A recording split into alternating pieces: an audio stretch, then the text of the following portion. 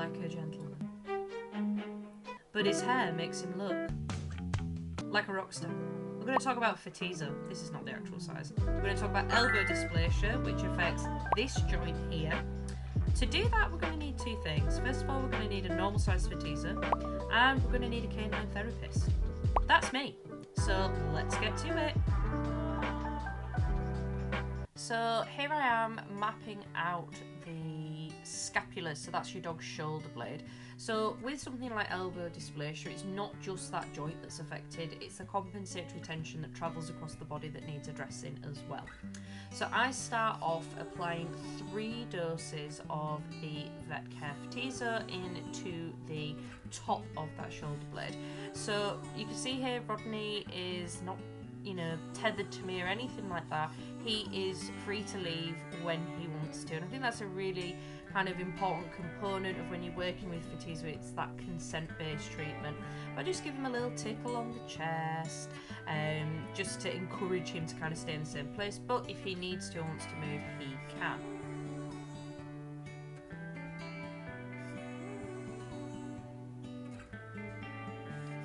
Next, I'm going to map down the front and the back of the shoulder blade, and again do the same thing. I'm going to apply 3 doses into that area.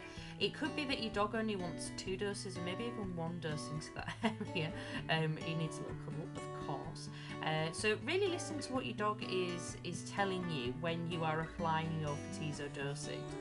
Just because I say apply 3 into that area, it is just a guideline. Do what you and your dog feel comfortable doing.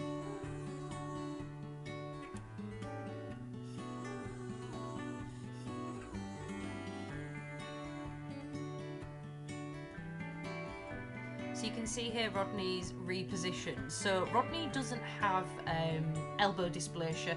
He does have luxating patella, which I will do another video about. So he is starting to present areas where he wants the Photizo to be applied, which is usually his lower back. But we're doing elbow dysplasia today, so we're going to focus on that for him for his dosage requirements.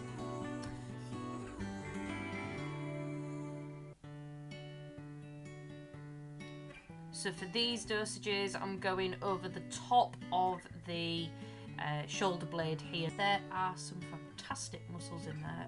My favourite being infraspinatus and supraspinatus. I always think they sound really fancy.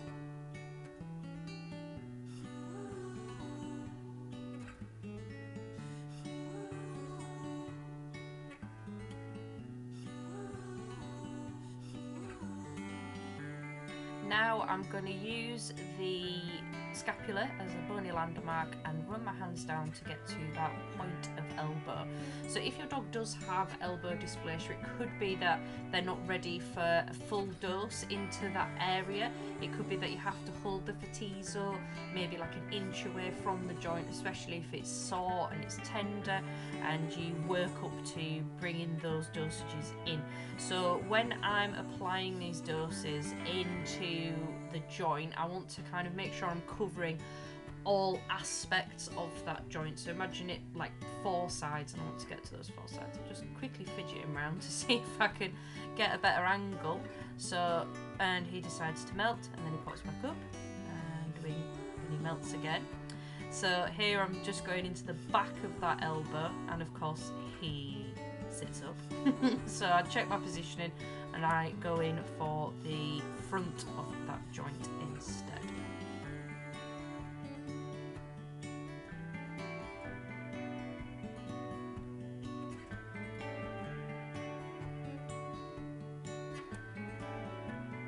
Again, aiming for 3 dosages in one area, but go by what your dog is guiding you with.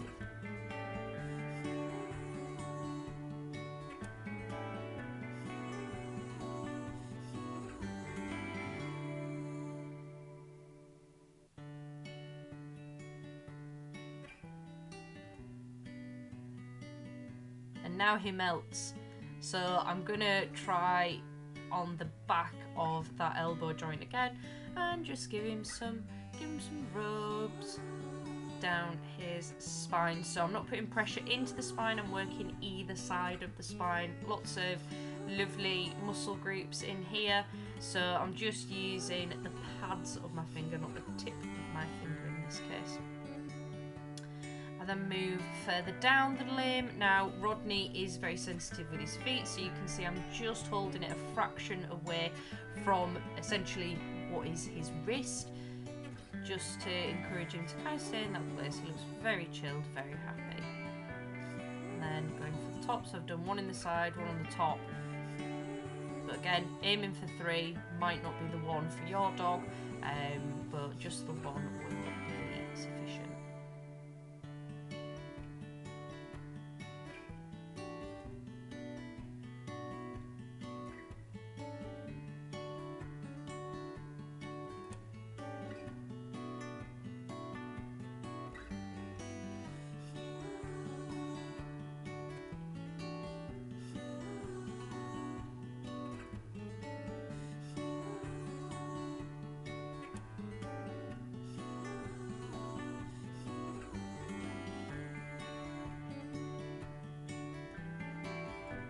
Look how chilled out he is, he's so cute.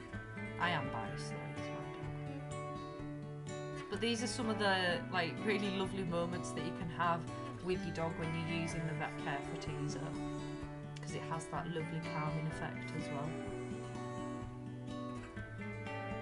So, little reposition. So, I try and apply a dose onto the inside of that joint, so closest to his chest. And I'm just going to support the neck muscles. He's going, yeah, I don't think I'm feeling that, mum. Bit fidgety.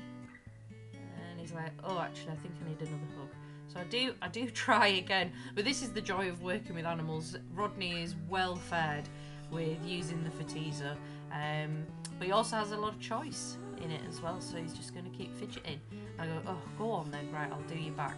So now I'm going to apply doses going down his back. I do try and reposition him so you can see what I mean. So working along the spine, so it's like a nice big line down the middle of your dog.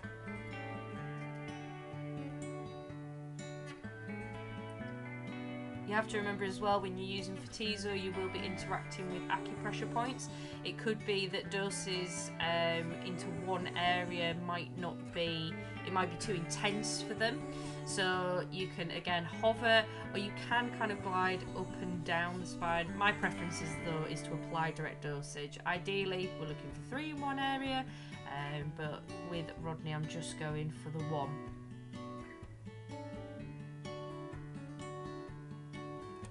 Also as well, when you're working over the spine or working over any bony landmarks, we're not placing any pressure into the Photizo. We're literally just placing it on top of the skin. We don't want to apply any pressure into those bony landmarks.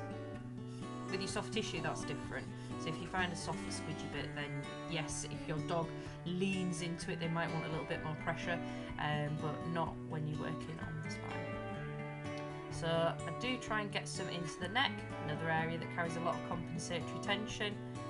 But you can see he's getting a little bit fidgety now. He's nearly had enough. He's nearly had his fill.